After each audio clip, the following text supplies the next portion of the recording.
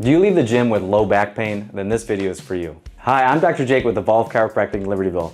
We're gonna start off with respiration. The reason we're gonna start off with respiration is because if you are doing this improperly, then all other movements are gonna be flawed, okay? So today we have Dasan.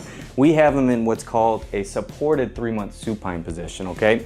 So what I'm gonna do is I'm gonna have his feet together like this, and there's 3 things that we're gonna look for, okay? What he's gonna do through the nose only, he's gonna be breathing into the pelvis, okay? So this is the first stage. He's not using any muscles or anything like that. He's just simply breathing, okay?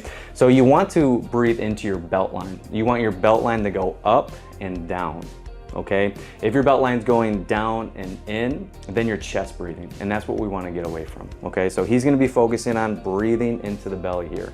That's the first stage. The second stage is, once the patient's doing that well, we wanna make sure that the rib cage is in what's called a closed scissor position. Open scissor is when you're extended like this. Closed scissor is when you're in the stacked position. That's where we wanna be. So go ahead, Dasan, breathe into the belly, breathe in. Go ahead and exhale. On his exhale, I'm gonna bring his rib cage down here, okay? Now he's breathing into the belly, okay? Because if you're in that open scissor position, you're pushing your diaphragm out and you're not pushing it down, okay? So that's the second step, is reducing that rib flare. The third step is you want flattening of the low back, okay? So go ahead and breathe into your belly. And what I want to feel is his low back expanding into my hand here, okay? That is the secret to this respiration, okay? Because if we're not breathing into the low back, we're losing out on the decompressive properties of intra-abdominal pressure. Okay, so that's the respiration. That's what you need to get down first before we move into the actual pressurization of the abdomen. To give a visual representation of what's going on when we're breathing, on top, so picture the rib cage here, picture the pelvic floor here. When Dasan's breathing in through his nose, his diaphragm is coming down and then it's pushing down on the pelvic floor. What happens when we're doing this? It's pushing everything that's in the abdomen to the front, sides, and also backwards. That outward pressure is creating spinal stability, okay?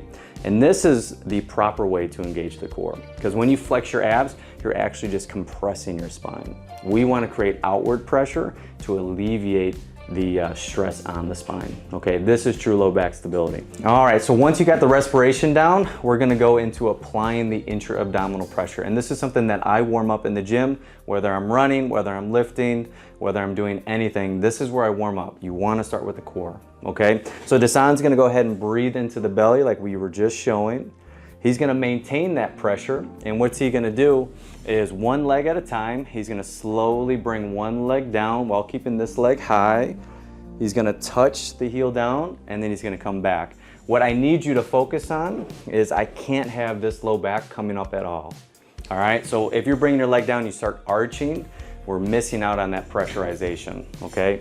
So I put my hand here, he's gonna breathe into the low back, and then go ahead and do the right leg very slowly. I'll hold his leg here to help assist.